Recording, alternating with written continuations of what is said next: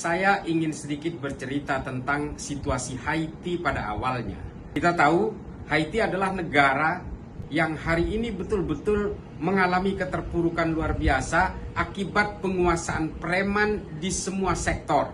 Baik itu pelabuhan, jalan, pertokoan, perkantoran, semua dikuasai oleh preman. Lalu kemana wibawa hukumnya? Lalu kemana kekuasaan pemerintahannya? Semua tidak berdaya. Karena awalnya preman diberikan ruang oleh semua tatanan sosial dan politik. Mereka menormalisasi menggunakan jasa preman untuk bisa menstabilkan suasana ketika itu. Sehingga akhirnya apa? Preman bisa menjadi superioritas tunggal di dalam kekuasaan di Haiti hari ini.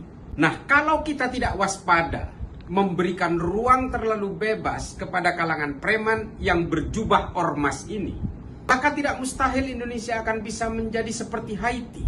Kita tidak boleh menormalisasi ruang gerak preman dalam berbagai tatanan sosial, ekonomi maupun budaya, apalagi di dalam ruang-ruang politik kita. Jangan kemudian karena dia dianggap dekat dengan kekuasaan, jangan kemudian dia karena dekat dengan para politisi, sehingga kemudian kita takut untuk menegakkan hukum kepada para preman itu.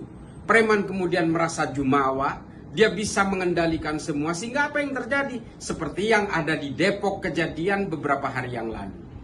Ketika ada salah satu ketua ormas preman melakukan kejahatan luar biasa, dia memiliki senjata api dan melakukan penganiayaan terhadap orang lain. Ketika akan dilakukan penegakan hukum oleh polisi, mereka melakukan perlawanan dan resistensi. Mereka membakar mobil polisi, sehingga akhirnya polisi merasa harus menarik mundur semua pasukannya untuk melakukan penegakan hukum. Lalu di mana wibawa hukum? Kita adalah negara demokrasi dengan kekuatan-kekuatan hukum yang telah kita sepakati. Tapi kemudian atas kejadian ini seolah-olah negara ini tidak memiliki pride and dignity. Ini menjadi penting. Kalau kemudian kita tidak bersikap, apalagi kita kemudian memilih menjadi orang-orang yang diam akibat aksi-aksi preman ini, maka kita akan sama saja dengan memundurkan peradaban kita semua. Kita adalah negara yang bersiap-siap untuk maju, tapi kemudian kita memberikan ruang kepada mereka, kepada preman-preman ini yang menggunakan badan hukum organisasi kemasyarakatan ini. Mereka menyuarakan kebangsaan, mereka meneriakkan integrasi tapi dengan cara intimidasi. Ini adalah sesuatu yang tidak boleh kita anggap sebagai kewajaran. Maka kemudian hukum harus berwibawa.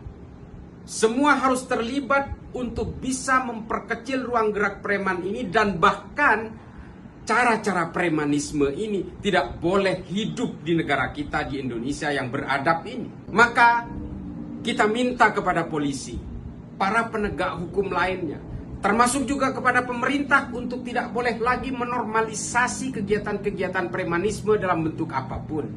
Negara ini harus punya harga diri bahwa hukum adalah kesepakatan bersama yang harus terus ditegakkan. Tidak boleh lagi kita terbuai oleh jubah-jubah premanisme yang mengatasnamakan kebangsaan. Karena cara mereka adalah memecah belah dengan cara intimidasi. Dan mengintimidasi secara kolektif dari suatu negara adalah bagian dari aksi-aksi terorisme.